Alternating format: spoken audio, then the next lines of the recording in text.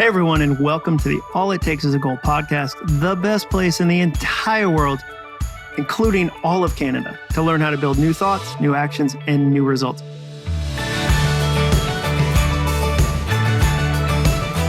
I'm your host, John Acuff, and today I've got an awesome interview with an author named Mary Marantz.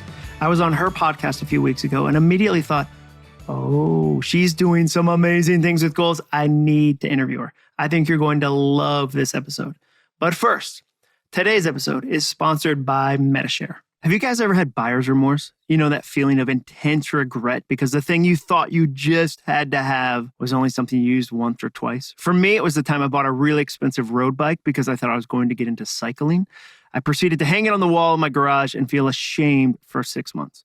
Well, I know some of you are experiencing buyer's remorse right now for something much more frustrating. You know what I'm talking about. It's the health care you rushed to get during open enrollment last December. Well, I have some good news for you. You've probably heard me talking about our main sponsor for this podcast, Metashare, and these guys have the answer to healthcare buyer's remorse. Check this out. Members of Metashare save up to 50% or more per month on their healthcare costs. They say the typical family saves up to $500 per month. And here's the best part. You can become a member at any time. So that means it isn't too late to ditch your buyer's remorse and switch to a more affordable healthcare that will save you money and help you sleep better at night. If this is your first time you're hearing about Metashare, it is the best alternative to health insurance that allows you to share the burden of medical bills, offers access to 900,000 plus healthcare providers, and has a proven 25-year track record. Plus, in addition to saving hundreds per month as a member of Metashare, you will also have access to free telehealth and free telecounseling. You won't find that with any traditional health insurance provider. Guys, it only takes 2 minutes to see how much you could save. Go investigate that for yourself and your family at metashare.com/John. That's metashare.com/John. Remember, John doesn't have an H in it. So it's MEDI, that's meta, share, SHARE.com/JON.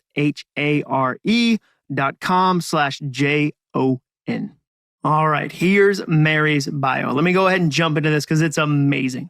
Mary Marantz grew up in a trailer in rural West Virginia. Rural is a very difficult word. I once put that in an audiobook and I had to change it to country because I couldn't say it well. I don't know if I said it well in her intro, but the first of her immediate family to go to college, she went on to earn a master's degree in moral philosophy and a law degree from Yale. After turning down a six-figure salary law firm offers in London and New York and starting a business with her husband, Justin, together they have gone on to build a successful online education platform for thousands of creative entrepreneurs worldwide. Mary's also the host of the highly ranked podcast, The Mary Marantz Show, which I've been on and was a blast, which debuted in the iTunes Top 200.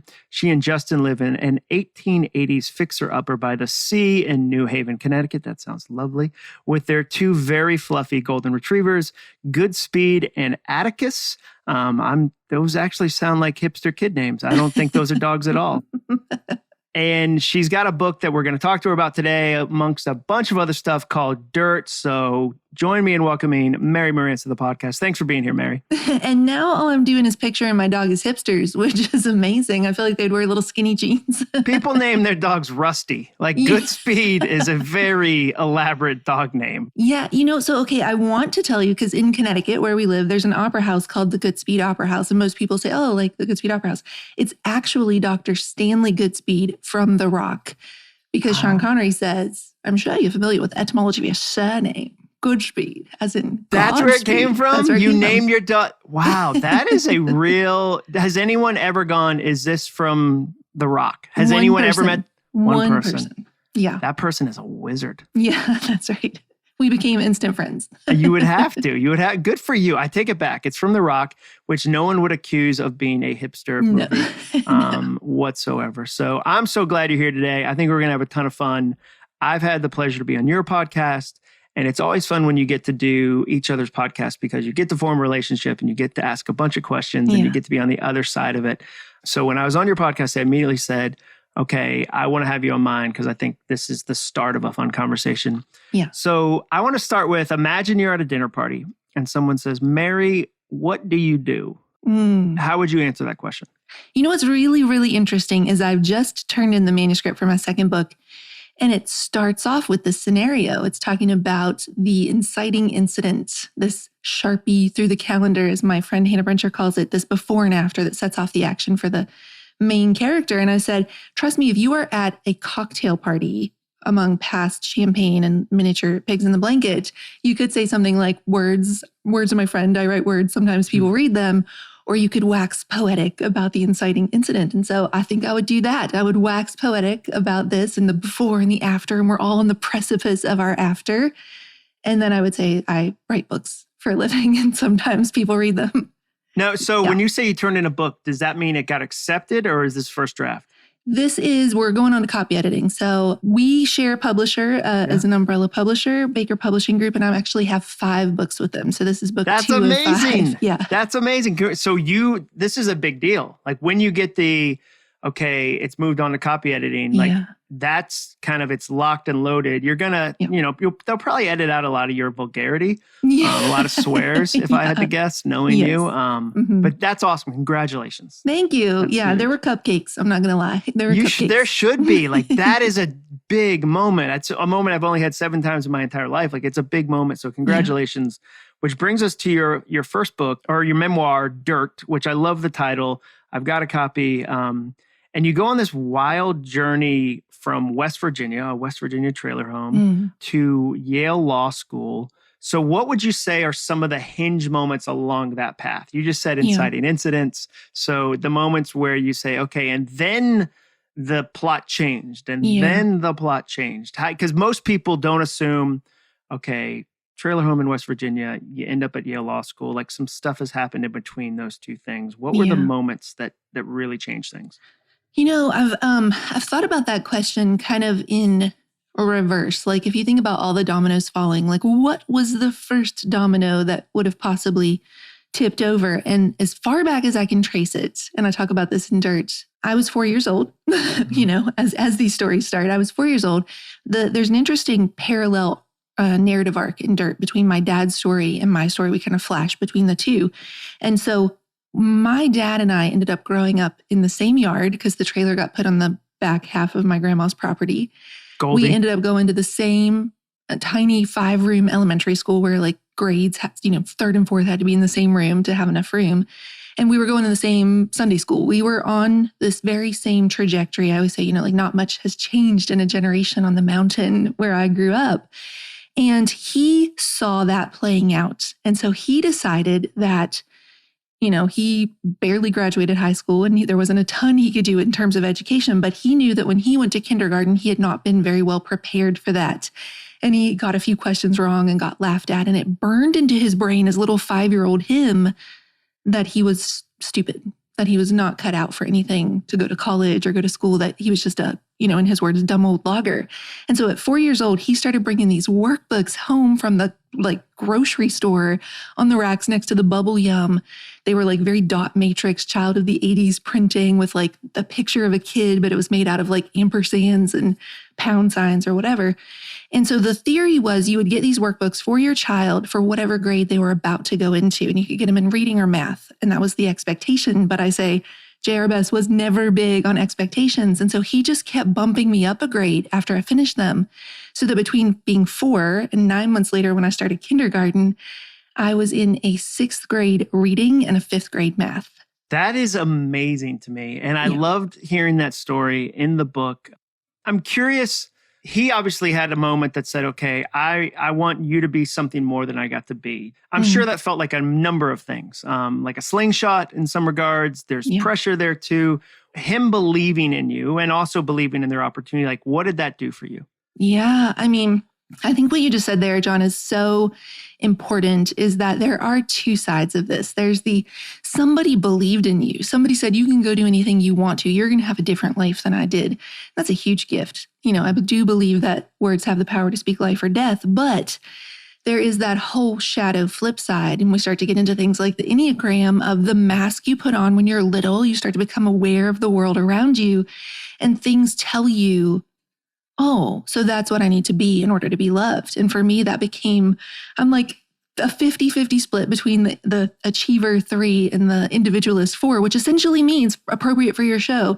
Not only do I have to have goals, they have to be goals unlike any other goals anyone has ever set before. Your goals have goals. Yeah. My goals have goals. And so I think like the flip side of that, and that's been a big journey of my adulthood. I'm still working on it. It's a big part of what book 2 is about, is making peace with having goals and going after big things, but not achieving for your worth or for people to love you. And so, I think like that message became kind of clear of the better you do, the more proud they are, which felt like the more they loved you. And so I literally had a worth attached to my achieving. When I was in grade school, I got paid for my grades. So an A+ got me $5, an A got me $4.50, an A- got me $4. And I very quickly learned if it was a C- or below, I had to pay them. So there was a cost to being average. Yeah. And actually there was a post today from Adam Grant I saw that was talking about like the high rates of depression and anxiety among kids who go to the top colleges.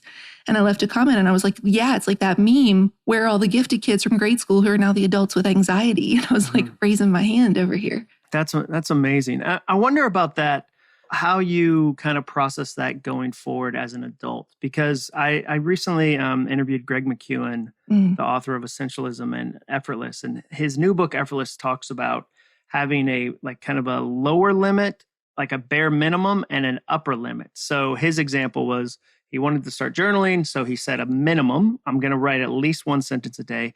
But then he said a maximum, I'm only going to allow myself to write 5 sentences a day. And he said most people, especially high performers, achievers, never set the maximum limit. And so they do 3 pages one day and none the next. And then it kind of goes all up and down. Have there been times in your adult life that you've said, okay, I've got the gas pedal so far down, I feel, thin emotionally, I'm going to get stuck. I'm going to burn out. How do I pull back? Are there any places in your life where you set that upper limit? Because writing books, podcasts, you mentioned 5 books. You have a 5-book deal. Like that's a lot of books. Yeah. Where are some upper limits you've set? Yeah, well, I mean, the first part of your question, like, have you ever felt a time when you were running really thin? I would say yesterday. Yeah, right. Yeah. Way back yesterday. Oh, yeah, I remember that day. I have this I think it's a really important working theory, and that is that we don't give up achieving for our worth once and then we're done. We do it like anything we become addicted to. It's one day at a time. And I've been working with a goals coach, Kim Butler from the White Boardroom, we're starting our 6th year together. And I was so frustrated in the beginning because she was like really like hammering in the fundamentals. Like, what are your daily personal goals? How much water are you going to drink? How much are you going to work out? Like, how many hours of sleep are you going to get? And I was like, I don't know. I have stuff to go do. And it really took me a very long time to embrace that if I was going to go anywhere far or for a long time, I was going to have to get right with that stuff. Because the thing they don't tell you about burnout, people think burning out is like coasting to the side of the road when you run out of gas. And it is not. It is like 90 miles an hour and you hit a brick wall. Yeah. And it hurts. And it takes a really long time to come back to that when you hit the bottom of the tank. So I would say those are the first things I've started to put into place. But upper limits in terms of productivity, that might need to start happening in my life because I have not thought of it that way. It's an interesting concept. It kind of got me like, oh, okay. Like that one steps on my toes a little bit. Yeah, but that's right. Let's jump back. You just said something interesting. So you have a goals coach. So I think most people, myself included, would go, wait. What is that? Like, how did you find a goals coach? Like, what does that process look like? Okay, you've been with her 6 years. So walk us back 6 years and a day ago where you go, I think I might need a goals coach. What does that mean? Yeah. So the way that I found her was that my friend Hannah Bruncher, who I mentioned earlier, the Sharpie mark through the calendar, who's an author and has just released, I think, her 3rd book. She had worked with Kim getting ready for her 1st book. And so Kim was presented to me as the coach that will actually make you make good on writing this book. And so I thought maybe she was like a writing coach. She's not. She doesn't actually like give feedback on the writing necessarily. She will help me like whiteboard the concepts, or like if I'm getting stuck on something, we'll talk it through. But she's really much more interested in who Mary the human is and who I'm becoming versus what I'm achieving. And so that's how I got the connection. I was speaking at the same conference that we spoke together years ago in Rome, Georgia, the Pursue Conference, and Kim drove up And in that main lobby at Windshape, there's a popcorn machine in the back corner. And so we're sitting like tucked away, hidden in this back corner, an old timey popcorn machine. We're eating out of the little like circus bags. Yeah. Kernels spilled out on the table between us, salty tears, the whole scene that's in the book. And I'm basically saying to her that I just watched this very charming movie about, doctor gets stuck in, it's like a Doc Hollywood remake. It's got Candace Cameron Bure in it. It's amazing. And they're talking about pecan trees and how pecan trees left to their own devices will grow so many good things and hold on to so much of the fruit that they will literally split themselves in half. That if you're going to tend to a pecan tree really well, you have to be an expert in pruning. And I said, I'm a pecan tree and I'm about to split in half. Oh, gosh. That is so good. Yeah. So she spent some time pruning. What's the name of her company? So we can, if people aren't... The Whiteboard Room. So she helps you whiteboard. The Whiteboard Room. All right. We'll make sure that we link that in the show notes too. So what are some of the things that she helped you prune? Because that's the challenge right now. We live in a world that's never done. Like you have a podcast. You could try to scale that podcast 1,000 different ways. You have a social media platform. You have books. Like there's no natural limit to the things you could do. So when you're kind of, okay, I'm stuck in a cycle of there's more. Like what does the pruning process look like? Yeah. And I would just add to that, especially when some of these platforms are basically saying, I didn't see it personally, but through a friend passing it to a friend, I saw these new like guidelines for Instagram with like 7 reels a week and all this other stuff. And I'm just like, this is a full-time job just in and of itself. Yeah. So you're right. You could spend your whole life doing it. So she really said about the first thing we started to rein in is, like you mentioned in the intro, we had a digital online program for creatives. And we had all of these different courses that were having all of these different launches. And so we really kind of just went through and said, all right, 80-20, what are the ones that are giving us 80% of the results? What are the ones we should hone in on? Do we really need to launch this? Do you launch a quarter? Could it be a launch every other quarter? Or, just like getting the most impact. So we just started like taking one thing away. And then, I'd kind of, it's terrifying. It made me sweaty hearing you say that sentence. I know. And then you take it away and you realize, okay, that wasn't that big of a deal. And that actually made this other thing grow better. Like who knew pruning actually is a real thing. But she was really good. And she has a particular gifting for the patience of overachieving entrepreneurs who say they want this thing, but then they just pile it back on and that tendency to create a vacuum and then fill it right back up. So she just kind of kept showing up, getting in my face saying, you really said you wanted to do this year, and I don't see how you're going to do it when your calendar looks like this. Yeah. And so it's a gift to have somebody be such an honest mirror. 100%. And it's a gift that it's not your spouse. Because I think if you want to have amazing marital fights, try to hire your spouse as your goals coach. That's right. And let me know how that goes. Yeah. Let me know how that goes. So we've talked a little about the book. When I read the book, your writing reminds me a lot of Shaun of the South. Like the voice. I don't know if you're familiar with him. Look up Shaun of the South. Brilliant Southern writer. You'll love his work. Just your ability to tell a story, paint a picture, use words in ways that really make you feel like you're there. The storm is rolling in and you're standing there and there's lightning. Who would you say are your writing influences? When you say, here's when I read so-and-so, that influences my voice, or here's kind of like, maybe I'd say it this way. Who's on your Mount Rushmore of writers? Yeah. So like the 4 people that are on your Mount Rushmore of writers. Ooh, 4. Okay. And when you read Shaun of the South, you're going to be blown away. You know what? Now that you say it, I feel like Caleb Peavy, who I think we both know, said that to me. They work together. Yeah. You'll love his stuff. All right. But who's on your Mount Rushmore? I cut you off. I'm sorry. Well, I feel like number 1 across the board, mostly because she was just one of the first people who I read one of her books and then I got the rest of them, is Shauna Niequist. I love Shauna's writing. Very similar, where you just feel like you're there with her. You're tasting the blueberries. You're feeling the salt air on your face. I had the gift of reading Blue Like Jazz in between draft 1 and draft 2 of Dirt. And I'd really been struggling with writing a memoir in particular because everything I read about sophisticated memoirs said you were never allowed to acknowledge the reader was even there.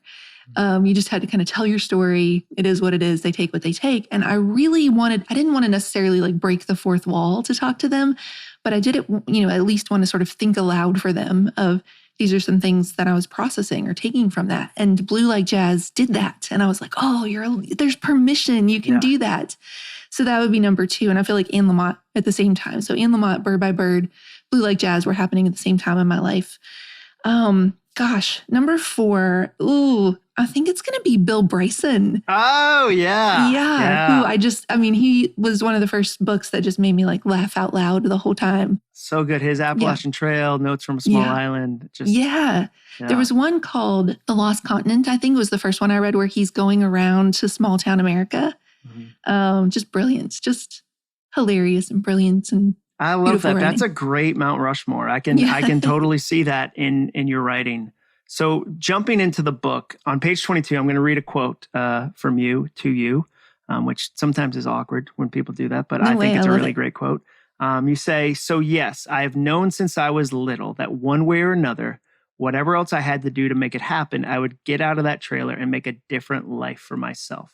So I'm curious, you've obviously done that in some spectacular ways. Has there been any survivor's guilt? Has there been any, okay, I made it out of this thing. I feel bad that I made it out of this thing. It was a goal you had. It was a desire you had. Like, how have you processed that? Yeah. Oh, that's such a good question. There absolutely has been. I think it's on 2 levels. There's like my actual family, and then there's this like broader family that is the family of West Virginians. Mm-hmm. And West Virginia is the butt of a lot of jokes, a lot of unfair jokes. And people think they know everything that they need to know about a place they probably haven't even visited. And when I was looking at colleges, and especially when I started looking at law schools, because for college, I really only applied to WVU. I didn't, even think about going out of state, but for law school, I did. And I remember my dad saying to me, if all the smart kids leave the state, if all the brightest kids keep leaving, like, how is West Virginia going to grow? And so there was a certain level of like, it felt like a betrayal, not only to my dad, who did not want to see me leave the state and liked to keep me safe within this irregular heartbeat of the state boundary, but it felt kind of like a betrayal to my whole state, like, oh, we raised you. You're letting down John Denver. Everything. Like, you are letting down John Denver. John Denver personally will be disappointed in you. And and so, I do write in Dirt about how leaving a place can feel like a betrayal. There was like a second cousin twice removed who I heard say this phrase once, and it wasn't even about me, it was about somebody else in our family. She's acting higher than her raising. Which is like another version of too big for your britches, I guess. Yeah, wow. And so it was kind of, I say an admonishment in advance, a warning shot across the bow of there's this implied ceiling and don't go beyond the ceiling. And so, there was a lot of, how do you reconcile calling a place home, but also making a home somewhere else? I mean, I've lived in Connecticut longer than I've lived in West Virginia. And no one compares the two. No one is like, you know what New Haven is just like? West Virginia. No one has ever confused those 2 locations. Yeah. So, They're very different. So I love there's just moments where you could see something shift, where somebody would believe in you. You'd catch the vision of something. I think one of them was when, I believe his name was Josh, a boyfriend said, "Hey, why don't you apply to Yale?" Yeah. So, which you weren't even thinking about. You're applying to law schools. He says, "Why don't you apply to Yale?" Yale's #1 in the nation law school.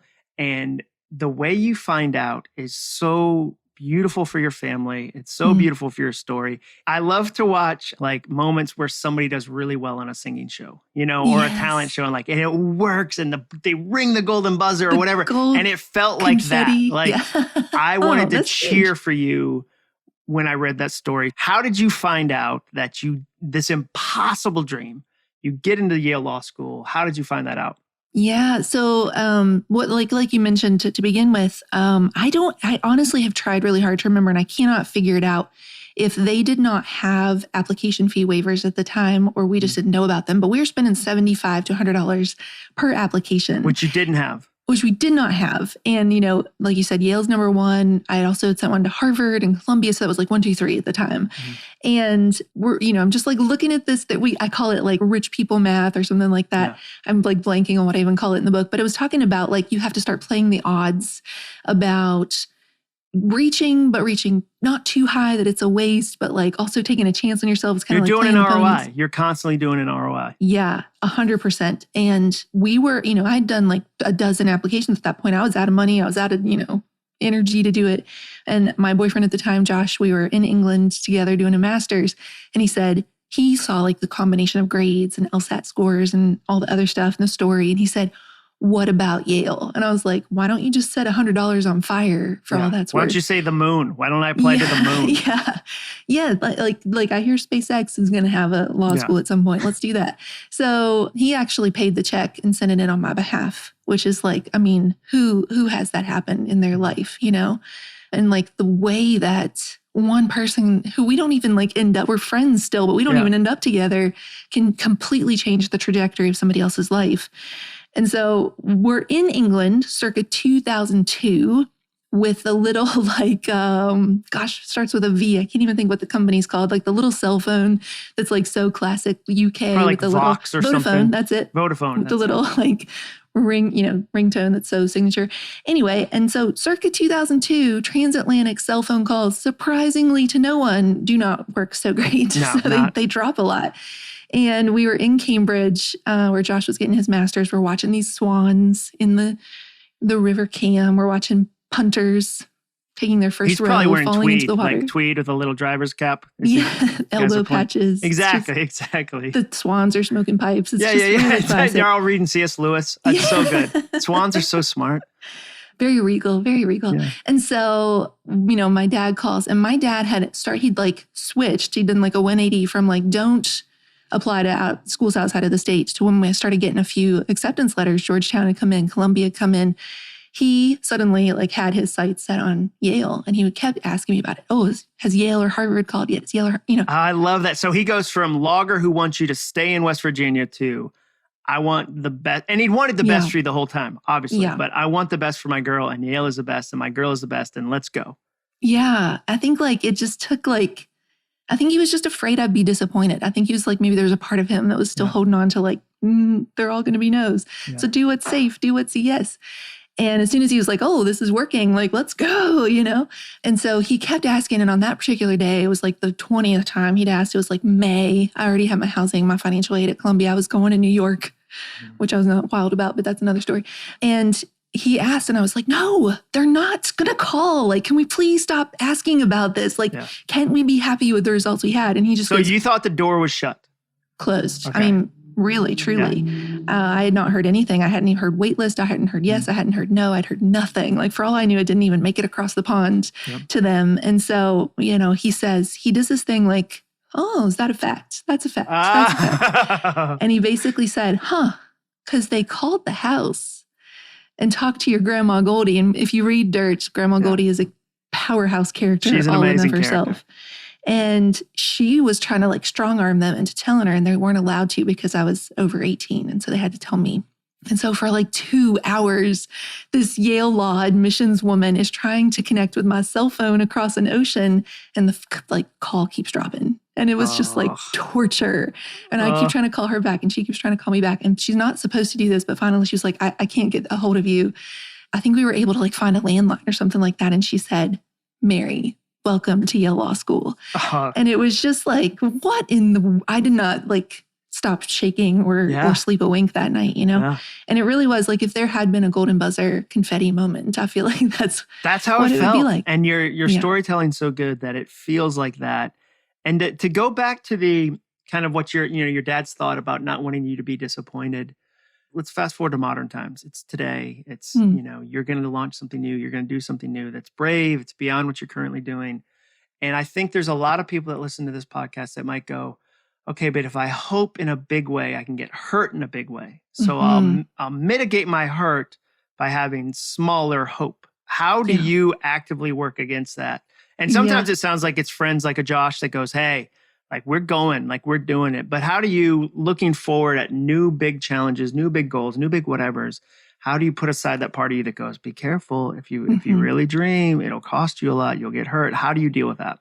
Yeah. Okay. So the 2 shows that I'm binging right now, it matters. It comes full circle. One of them is Young Rock because I'm obsessed with Dwayne The Rock Johnson. Yeah. He's very accessible. Yes, very obsessive. Similar, didn't come from a lot, just super, super driven kind of mentality. And the other is we started watching Wall Street, WAHL Street, about Mark Wahlberg's like 7 different entrepreneur empires that he's building.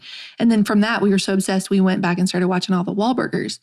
And there's this scene in Wahlburgers where Mark and Donnie and Paul, the like non-famous brother, I mean, he's become famous at this point, but he's the chef, are playing basketball. And Paul says, they say, oh, shoot from that range, shoot from beyond the 3-point range. He said, I don't have range like that. And Mark says to him, how do you know if you haven't tried? Yeah. And it just like, it's so simple, but it was just like this like thing clicked in my head of like, that is the mentality that takes people from Dorchester, Massachusetts, where I know you're from Massachusetts, or from, Hawaii turned Nashville, turned Miami, turned Connecticut at some point for Dwayne Johnson, this just like mentality of like, you say you don't have that range because you haven't tried. Yeah. And like, you will never know if you don't try. So good. Yeah. And there's another scene in that show where his son is like going up for a competition and he's like studied really hard and practiced really hard. And it was like a spelling bee. He got out on an early word and he took him out to a dinner to celebrate because he was like, you put everything on the line. You did every ounce of effort. There's no regret. You know that you did everything you could to prepare and you just have to leave it at that point. So I don't know. I mean, the short answer is Dwayne Johnson and Mark Wahlberg are giving me master classes and they don't know. That's a great answer. Yeah. I'm curious. So to that point, like the leaving it all on the line or trying your best. I think that when you're a child, you might think that's just something my parents say. It doesn't really we don't care if you win or lose as long as you tried your hardest. But now that I'm an adult, now that I'm in my mid-40s, I'm like, no, that's actually 100% true. Like if you have given it your all on a book launch, on a business starting, on a podcast, on a weight loss, whatever, there is a really sweet, permanent satisfaction of I did the thing I could do. I don't control the results, but I did the thing I can do. What would you say are some other things that you might go, you know what? As I think about motivational ideas, this one is actually true, or this one is actually helpful. Are there some that come to mind? Oh, man. Okay, so I have 2 answers. First of all, just building on what you said about it really, really is true. There's something so powerful about just this idea of no regrets. Mm-hmm. I think like growing up the way that I did, I had told myself so many stories about you're not going to have a very nice this, you're not going to have a very nice that. One of them in particular was our wedding. I was just convinced that for some reason that I was just going to like get married in the basement of our church. Not that there's anything in the world wrong with that, but like my parents had done when they were 17. And that it was this mentality of you started with a little, so that's the limit of what you can expect. And so a huge part of my life, I've made my decisions behind what does it look like not to have regrets. That one has proven true. Just I would reiterate that. But also the second one I will say, that's painful and I kind of wish wasn't true, but it's become sort of the mantra for our life. It's the tagline of my podcast. Justin said it to me in our first year of our business we were building. He said, slow growth equals strong roots. And it's like, man, be careful what mantras you pick for your life because life has a funny way of assigning you that. Yeah. You will be the like underdog, overnight success, 15 years later. And we always joke like, why didn't we think to say overnight is easy? Something like we slingshot it into the lottery.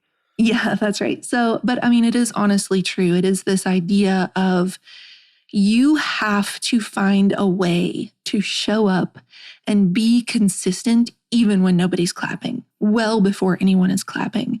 You have to find a way to catch the vision and cast the vision. My coach Kim and I talk about this all the time, that leaders have to go first. And that's one of our like burdens we bear is that we see it before anybody else does, which means we have to move people towards it long before anybody else is clapping, long before anybody else gets it, long before anybody else is like, that's a great idea. Mm-hmm. That can be very lonely and very exhausting. Super lonely. But it's so true. But it's worth Slow growth, strong roots. I love that. What a great answer. That relates to something that I really liked. It was page 49, was chapter 3. Where you talk about a Mrs. Barrett. I don't know if I'm saying her name right. Barrett. Talking about that you're actually smart. And it was one of the first times that you said, wow, okay, maybe I'm smart. And you said, labels became a lifeline, a lens through which I started to see my life for everything that it could be and not just what it was. It started to change everything. Words have the power to speak life or death. We've talked about that.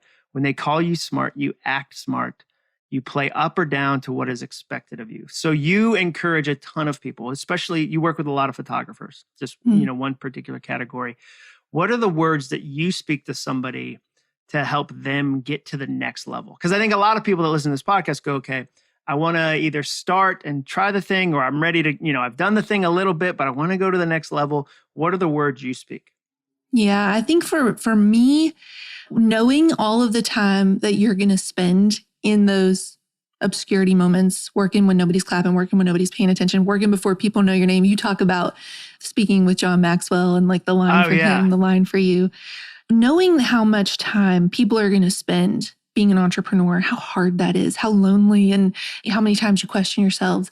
For me, it is about putting and pointing people back to why they are doing the thing. And that's, not an original idea. Start with why, Simon Sinek, what have you.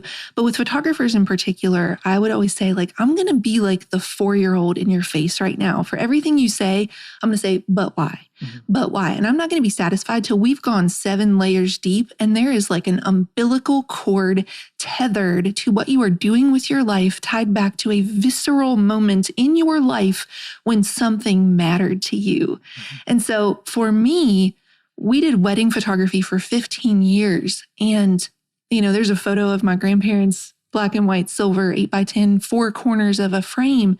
And it's a photo that Justin took of them and they're holding their wedding photo. And 2 weeks after he took that photo, my grandfather passed away. And it becomes in that exact moment, anybody who's lost somebody, the very first thing you run to that you can still hold on to are the photos. It's like the most bizarre thing. They're here and then they cease to exist here. And the photos are what remain. And I said to people, life goes along in this very linear fashion. Even us starting this interview, we can't get any of that back. It's already gone. Life's going along, cruising right along. That moment's gone, that moment's gone, that moment's gone. But photography and photographers by extension get to step in with our whole calling, our whole job. We get to step in and grab one of them and go, yeah, but not that one. That one stays. Come on, right? Dude. Come on. So I think when you have something like that drives you, and wedding photography, I did it for 15 years. It can be a very, that's the help. Very thankless, very unglamorous job. But when you can see that bigger picture, that long after you're gone, your work will remain. And authors get that as well. Our words will remain. Just thinking about that legacy that lives on. I think that's what most people need to be reminded of. That is so good. Oh my gosh. I'm so glad we did this interview. I think most of this episode is just me going, that's awesome. I love that. That is so fantastic. So one of the things that I love to ask is, there's not a normal day. Like there's not an average day. There's not a typical day. Every day is a little bit different, but walk me through like one of your days. Like I need to block the mornings for like solitary work so that I can create the things that are then going to go out and become something. And then the afternoon, I need to do social things. I need to record a podcast. I need to do some meetings. So I'm kind of learning to block my days in a half like that. But as you look at your week, like, are you it's Sunday and I lay out every hour? Are you I have rough rules I try to follow? Walk us through your process for the week and how you invest your time. Yes. So one of the things that I've realized is that for me as an introvert, if I have even one meeting on the calendar, I spend, and I think all the introverts are going to say amen, I spend all that morning like thinking about and getting mentally ready. And you got to like think about what you're going to wear and get showered and like hyping yourself up for it. And then like the rest of the day, like recovering from it. And so I have found that if I have meetings, like one a day, pretty much the whole week gets shot, just mentally gearing up to those. And so I have learned to block meetings. So I have days where it's like, we'll record all the podcasts or we'll record all the interviews. It also helps with like getting showered and getting ready once. And then I need to have entire days on the calendar where there are no obligations to speak of or no meetings. And that's when I'm doing kind of like that deep work. For me, it's like a deep versus wide situation. And I do sit down on Sunday and kind of block out what that week looks like. But I would say that I start to kind of rebel if it gets a little too carved in stone, because I became an entrepreneur to set my own hours or whatever. I struggle with a commitment feels like a prison. So like, even if it's a good commitment, if somebody's like, hey, you want to go skiing in 6 months? I'm like, whoa. Yeah. Whoa. Like, even if it's something I love, I have to work to go, you're going to be so glad you chose to do that. Like, it feels like you can't right now, but you'll be so glad at some point that you chose to do that. So that's Yeah. interesting that you block your day that way. I'm curious, what would you say are your hobbies? Like when you're not doing goals, you're not, what are your man. hobbies? You're putting me on blast, John Acuff. What is it going to be? There's no hobbies. Work is my hobby. I've been having this conversation a lot actually with my husband, Justin, because it kind of started out, for him more than me, even that photography was just something that he really loved. And then it became our career. And then writing was like an outlet for me. It was something I really loved. Once and then once you got a book deal, it's it's not a hobby.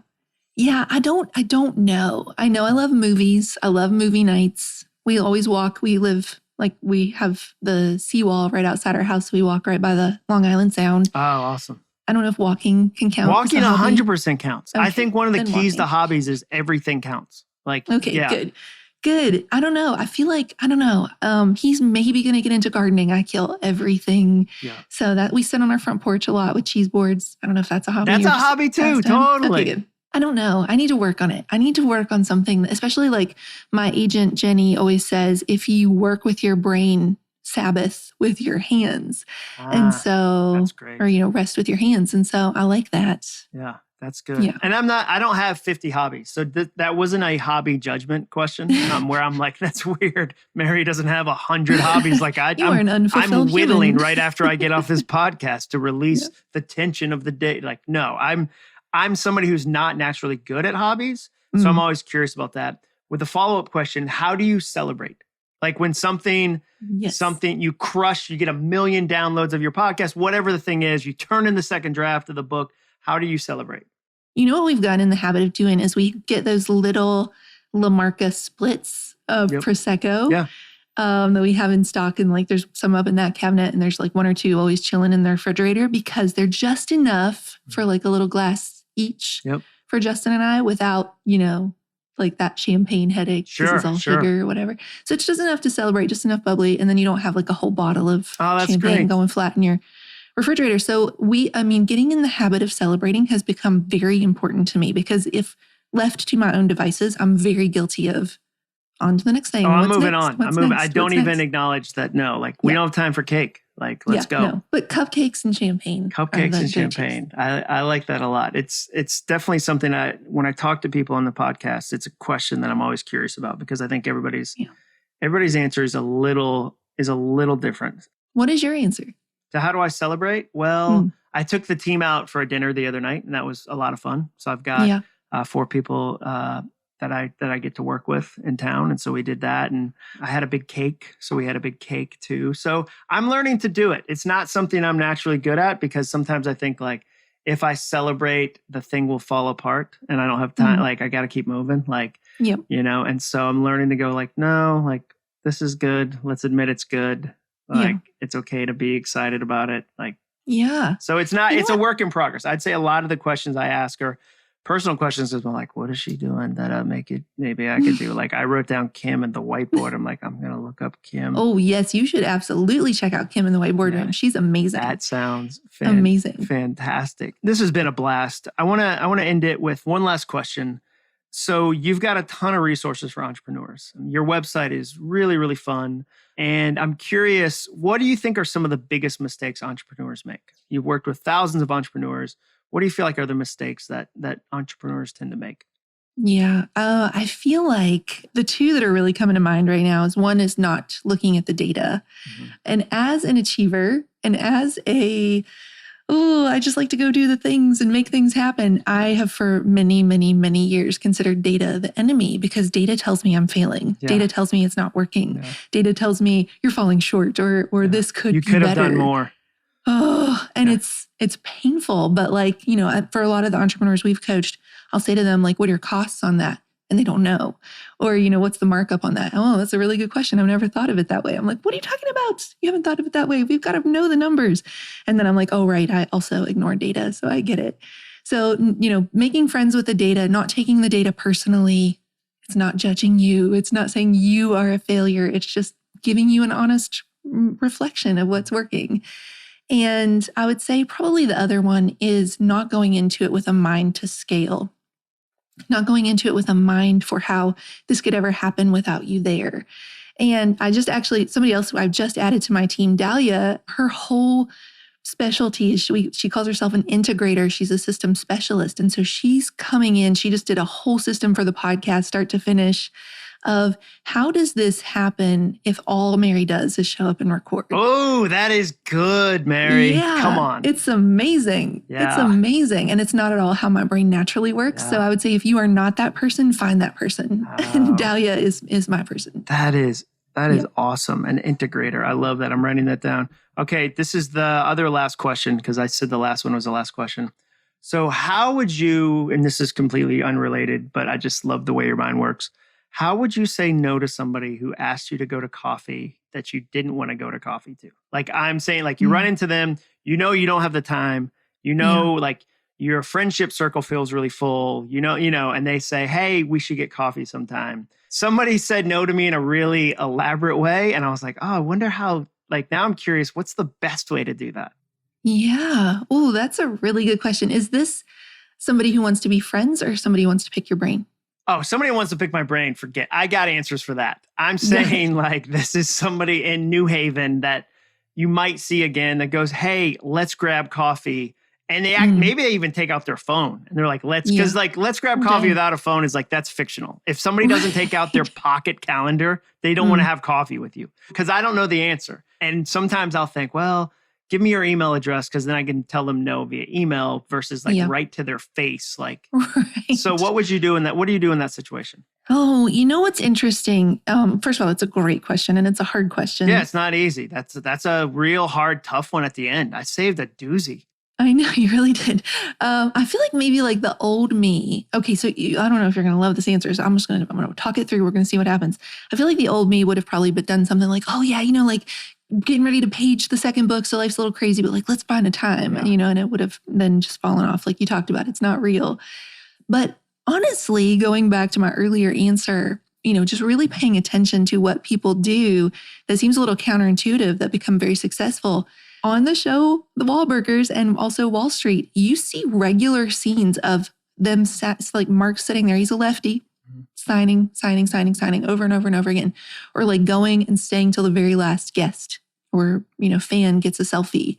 Or Paul checking in with people at the restaurant. And they talk a lot about this idea of blessing people with your time and being available and not taking your fans for granted. And I'm not saying this person's a fan or whatever, but as an introvert, it was very convicting for me because I tend to like really self-protect with my energy and my time. And it's really hit me hard the last 6 or 7 months that I've waited a lifetime to be an author. And now I actually have author reader emails and DMs. Yeah. And I get overwhelmed as an introvert and I'm like, oh, I'll get back to that later. And I was like, slap yourself in the mirror a little bit, like buck up here, champ. You've wanted this your entire life. And now you have readers. And so I feel like I'm going a little bit on a tangent, but it's this idea of something I'm pushing myself on a little bit more is to say yes, even when I might want to say no. So that's not at all the answer you're looking for because you were looking for a no. I think that's a fine answer. But that's where my brain is these days. Probably because my tendency would be to say, oh, we're just in a crazy season, but let's do it soon. Yeah, no, I think my version of that is I'm learning to go, I want to put real time against it. So like if I decide, hey, I want to interact X amount of times a week, like, and super serve, like not if somebody's in my funnel, but like somebody asks me a question and they say, hey, I'm a new writer because other writers answered those questions for me 10 years ago. Like, how do I encourage somebody if somebody, hits me up on LinkedIn and says, hey, here's what does that look like? If I make time for it, then I think I can really do it, which it sounds like is the Mark Wahlberg approach. Like it's funny how often the Mark and the Funky Bunch popped up on this podcast. It was more than I anticipated. I'm telling you, watch it, Wall Street. I didn't have a single. That is such a fun recommendation. So I love that. But I will say one more quick thing just to that note is when I was like 24, 25, October Sky, which is my favorite movie. It's about West Virginia. The Homer Hickam character reminds me of my dad so much. It was on TBS. I watched it bawled my eyes out again, sat down and wrote a long email to Homer Hickam. And he wrote back. And he wrote back pretty quickly, but it was like one paragraph to my long email. But it was a beautiful, very gracious paragraph. And I will just say that full circle moment, I now understand like what a gift that was, because like you get those emails and people are pouring their hearts out and you don't feel worthy of like, what am I going to say back to something like that that's going to be worthy of a response to what they've just done?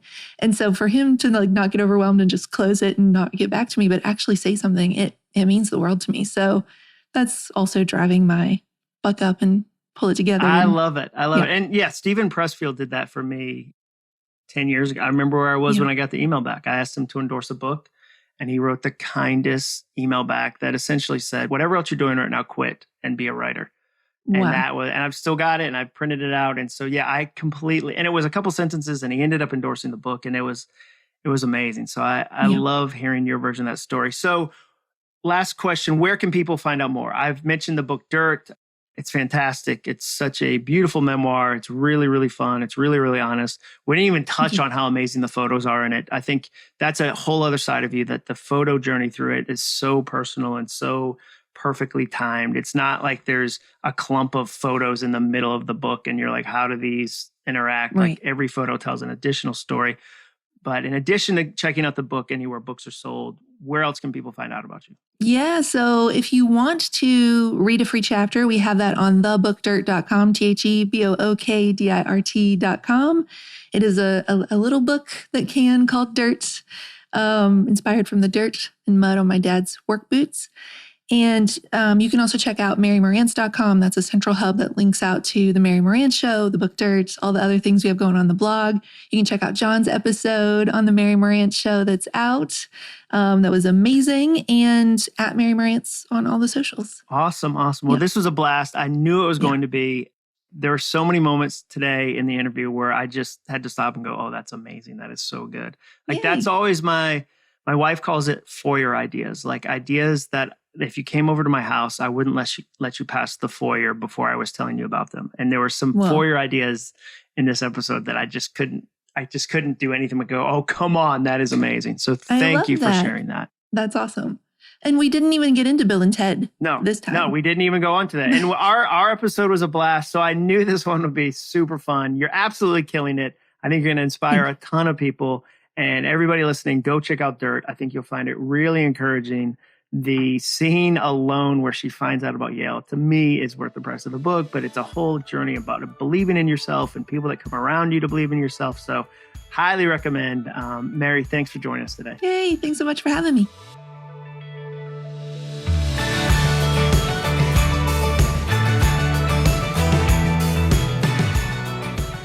Wasn't that a fun conversation? I loved getting to interview Mary Marantz. I have a long way to go, I think. I really feel like I do. I have a long way to go until I feel like I'm a good interviewer, but great guests like Mary make it a lot easier. Thanks for listening today. It would mean the world to me if you followed this podcast and wrote a quick review. The reviews you've been leaving have been awesome. That's it for today. See you next week. And remember, all it takes is a goal.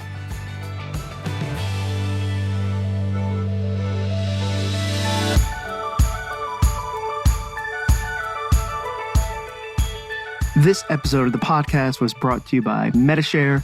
Text John, Jon, to 474747 for more information. Huge thank you to Metashare for sponsoring it. Jon to 474747. Thanks for listening. To learn more about the All It Takes Is a Goal podcast and to get access to today's show notes, transcript, and exclusive content from Jon Acuff, visit acuff.me/podcast. Thanks again for joining us. Be sure to tune in next week for another episode of the All It Takes Is a Goal podcast.